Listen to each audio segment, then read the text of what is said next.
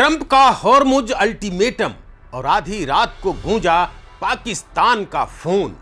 घड़ी की सुइयां टिक टिक टिक कर रही हैं और दुनिया अपनी सांसें थामे बैठी है। क्या हम महाविनाश के मुहाने पर खड़े हैं? क्या अगले कुछ घंटों में खाड़ी का नीला पानी आग की लपटों में बदल जाएगा? डोनाल्ड ट्रंप ने उंगली ट्रिगर पर रख दी है और ईरान को साफ साफ कह दिया है, या तो समंदर का रास्ता खोलो वरना नरक देखने के लिए तैयार रहो। लेकिन इसी बीच आधी रात को पाकिस्तान से एक फोन आता है।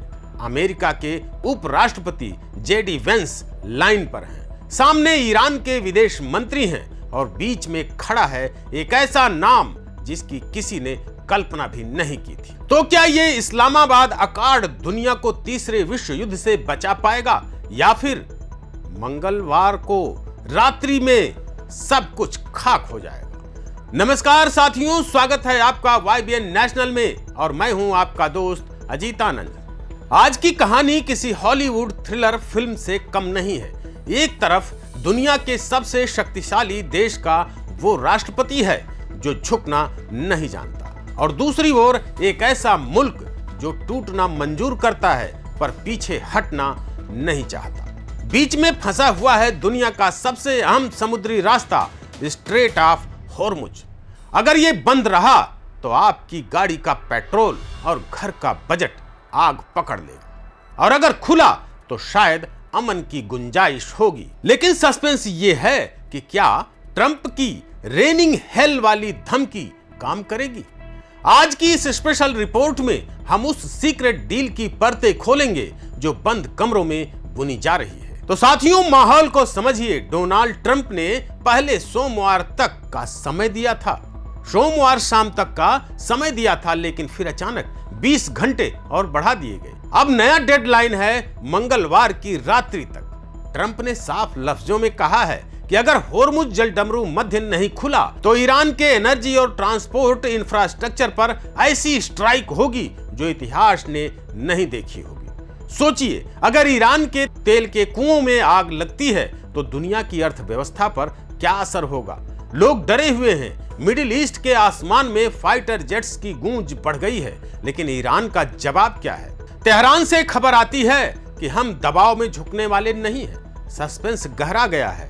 और क्या ट्रंप वाकई हमला कर देंगे, या ये सिर्फ एक मास्टर नेगोशिएटर की चाल है? अब कहानी में एंट्री होती है एक सरप्राइज फैक्टर की। राइटर्स के हवाले से जो खबर आई है उसने सबको चौंका दिया है।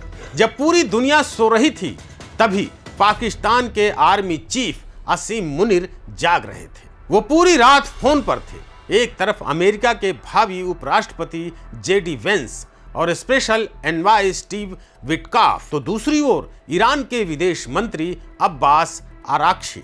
सवाल यह है कि पाकिस्तान इस खेल में कैसे आया? क्या पाकिस्तान वो पुल बन रहा है जिस पर चलकर अमेरिका और ईरान सुलह करेंगे? इस सीक्रेट मिशन को नाम दिया गया है इस्लामाबाद अकार्ड। लेकिन साथियों, पेच अभी भी फंसा है।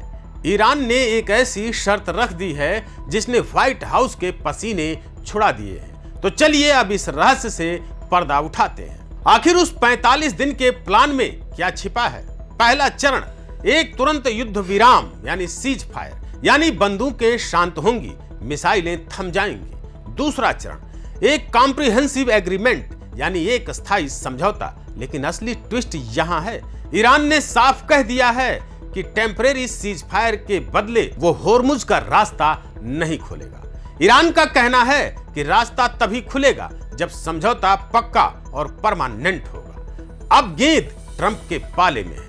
ट्रंप चाहते हैं कि रास्ता अभी खुले, ईरान कहता है तसल्ली से बात होगी। इसीलिए ट्रंप ने वो 20 घंटे बढ़ाए हैं। ये 20 घंटे दुनिया के भविष्य के लिए सबसे कीमती है। तो क्या ट्रंप झुकेंगे, या फिर मंगलवार रात के बाद खाड़ी का नक्शा बदल जाएगा? साथियों, ये सिर्फ दो देशों की लड़ाई नहीं है, ये आपके और हमारे भविष्य की बात है। अगर युद्ध हुआ तो महंगाई का वो तूफान आएगा जिसे कोई रोक नहीं पाएगा, और अगर इस्लामाबाद अकार्ड कामयाब हुआ तो ये कूटनीति की सबसे बड़ी जीत होगी।